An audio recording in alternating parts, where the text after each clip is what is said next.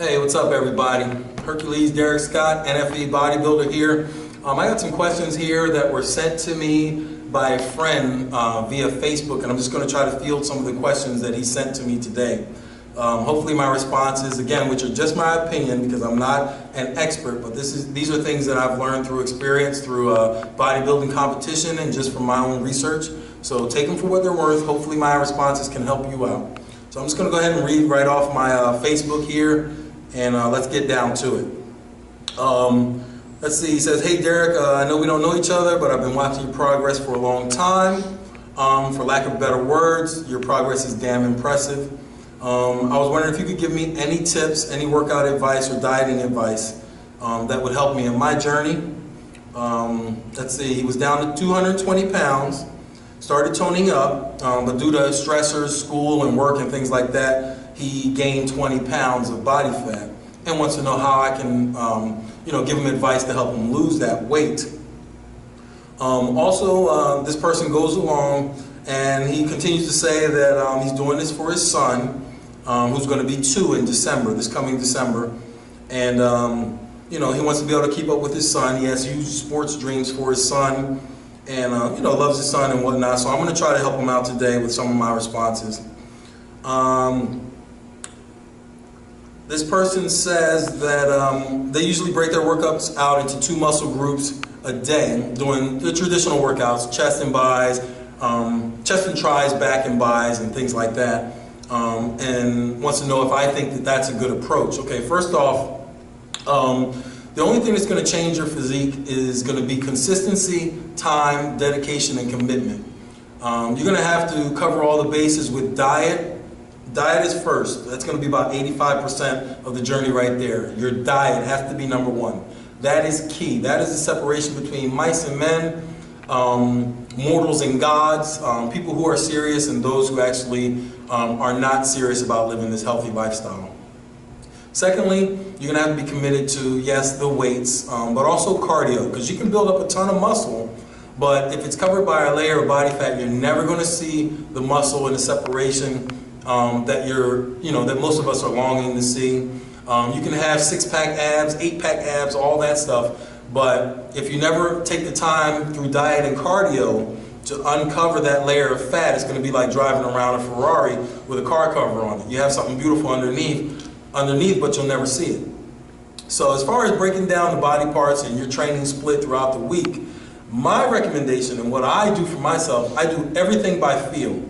Whatever body parts I'm training, it's all by feel. I don't have a set chest day, Monday, legs Tuesday, back Wednesday. I don't do it that way. I do everything by feel. I train my weak points twice a week. For me, that's going to be back and legs, so I make sure to blast those twice a week each. And the order of training, again, there are no set days for me, so one week I may do chest on Monday, another week I may do it on Friday. It doesn't matter. Just depends on the soreness and the recuperation time between muscle groups. And that's even down to each individual workout. I may start with bench press for chest at one point, and another week I may start with incline presses. It just depends on the physical development I have and what I feel are my weak points and what areas of each muscle group I want to improve upon. So those areas I'll start training first, such as incline bench for the upper pec development, which is what I need particularly. And that also creates a muscle confusion so that your body actually never gets used to the training, because your body doesn't know what day of the week it is, it doesn't know the order of exercises, so it's always confused, so it's always shocked, it's always forced to grow, so you're actually never going to reach that plateau point because your body's always guessing, it's always surprised. I wouldn't get caught in a groove of, chest on Monday, chest and tris Monday, back and bis Tuesday, all that traditional stuff. Just go by what feels right. That even goes down to the rep ranges for each group and the sets, the number of sets. Some days I may do 4 or 5 sets on bench, or if I'm doing dumbbell presses, I may only do 2 sets. It just depends on how fatigued I am and what I'm actually trying to accomplish.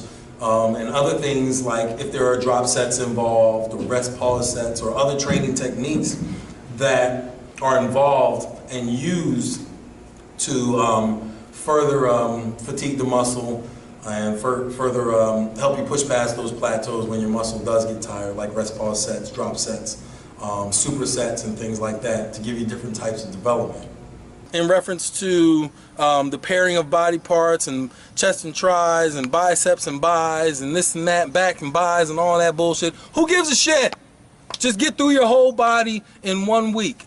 Work on the weak points 2 times a week. That's how you grow. That's how you do it. That's how you keep your body confused, the muscles confused. They're going to adapt. They're going to grow. They're going to change. You're going to get those results. So that's the way I try to do it. I don't care back and bis. Sometimes I'll do chest and back. Sometimes I'll do chest and legs. Who gives a shit? Get in there and do the fucking training, man. NFE, no freaking excuses. Just do it. Just get through your body in 1 week, each muscle group at least once. That's how I train. That's my suggestion. Get to it. His other question was, he says that sometimes he only eats twice a day, and that he doesn't feel too stuffed and things like that.